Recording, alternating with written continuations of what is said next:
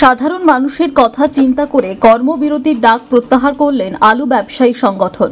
উল্লেখ্য, ভিন রাজ্যে আলু পরিবহনের জন্য নিষেধাজ্ঞা জারি করেছিল রাজ্য সরকার। তার প্রতিবাদে রাজ্য জুড়ে কর্মবিরতির ডাক দিয়েছিলেন প্রগতিশীল আলু ব্যবসায়ী সমিতি। তাদের কথা মতো ভিন রাজ্যে তো দূর, পশ্চিমবাংলার বাজারেও আলু সরবরাহ বন্ধ করেছিল। ভিন রাজ্যে আলু সরবরাহ বন্ধ হয়ে গেলে মুখ থুবড়ে পড়তে পারে ব্যবসা। তাই তারা একটাই দাবি বারংবার করে আসছে, যাতে সরকার ভিন রাজ্যে আলু পরিবহনের ওপর নিষেধাজ্ঞাকে প্রত্যাহার করেন। মঙ্গলবার প্রগতিশীল আলু ব্যবসায়ীর উপদেষ্টা বিভাস দে একটি সাংবাদিক সম্মেলন করে জানান, সরকারের কাছে তারা এখনও এই আবেদন করবেন যাতে তাদের কথাকে সরকার কর্ণপাত করেন। কিন্তু বর্তমানে সাধারণ মানুষের কথা চিন্তা করে তারা এই সাময়িক কর্মবিরতি প্রত্যাহার করছে। বুধবার অর্থাৎ আজ থেকে স্টোর থেকে আলু বের হওয়া শুরু হবে এবং বুধবার অর্থাৎ আজ রাত থেকে আলু বাজারজাত হবে।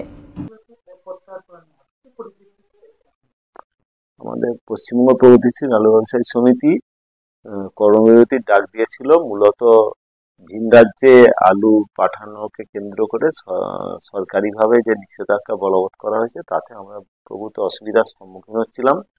বারংবার মৌখিক আবেদন নিবেদন, আমাদের কাজে কোনো কাজ হয়নি।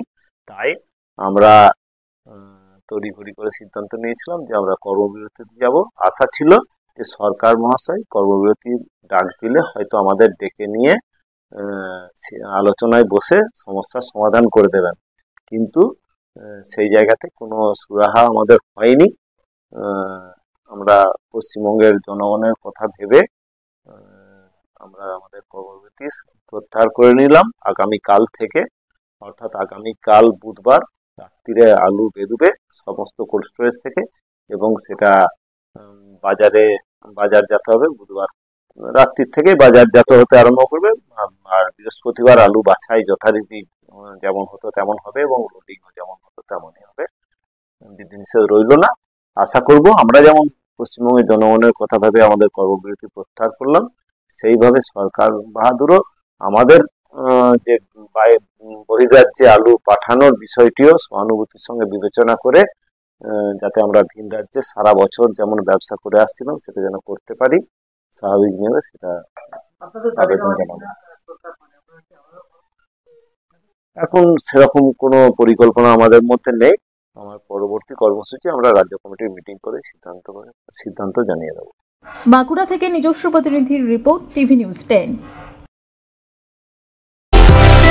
সুলভের সঠিক চিকিৎসার একমাত্র প্রতিষ্ঠান বিবেকানন্দ হসপিটাল। 24 ঘন্টা emergency service, blood bank, trauma care. আপনাদের সেবায় আমরা তৎপর। গুণমান ও পরিষেবায় দুর্গাপুর বিধাননগরের ডক্টর জাকির হোসেন এভিনিউর বিবেকানন্দ হসপিটাল শিল্পাঞ্চলের মানুষের মন জয় করেছে।